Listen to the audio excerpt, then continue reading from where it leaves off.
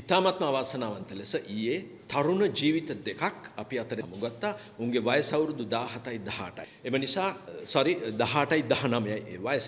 මොවුන් ඉතාමත්ම අධික වේගයෙන් පෙර දින 29 වෙනි දින රාත්‍රියේ 23යි 10ට ඉතාමත්ම අධික මම මේ සම්බන්ධයෙන් ස්ථානාධිපති කටාන සම්බන්ධ වුණා. ඔහු කිව්වා ඉතාමත්ම අධික වූ වේගයෙන් නොසැලකිල්ලෙන් මෙම යතුරු පැදි දෙක දාමනය කළ මේ ඉතාමත්ම අවාසනාවයි කියලා. නිසා අපි ඔබට මතකයි විටින් විට අපි සමාජයට පණිවිඩයක් දුන්න විශේෂයෙන් බීමත් අධික වේගය නොසැලකිල් සහ අපරීක්ෂාකාරී බව මේ සඳහා කිසිදු ඉඩක් නැහැ.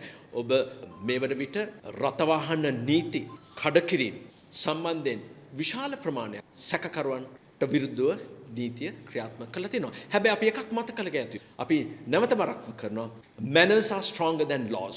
නීතියට වඩා මේවා බලන් ඉන්න අම්මා කෙනෙකුට තාත්තට මහජනතාවට වැඩිහිටියන්ට වගකීමක් සහ යුතුයකමක් තියෙනවා. තමාගේ යතුරු පැදිය, තමාගේ කාර් රථය, තමාගේ මෝටර් ජීප්‍රිය පුංචි දුවදරුවෙකුට දෙනවා නම් දරුවෙකුට දෙනවා නම් ඔබත් යම්කිසි වගකීමකට යටත්. දැන් ඔබ නිවැරදිව ඇහුවා. ඔව් මේ විශේෂයෙන් අධික වේගය පිළිබඳව නඩු රාශියක් මේ වෙන විදිහට තියෙනවා. හැබැයි මේ සමාජයේ දැන් මේක ඉතාමත්ම මහත්වයක් නඩු වලින්ම පමණක් මේ සමාජය අපිට හදන්නට බෑ. ඒ නිසා අම්මා තාත්තා වැඩි හිටියොත් මේ දැඩි අවධානය යොමු කළ යුතුයි විශ්වාස කරනවා. ඒ වගේම සුඛානම අතට ගන්න සෑම රියදුරු මහත්මයෙකුට අපි ඉතාමත්ම අවධාරණයෙන් මතක් කරනවා.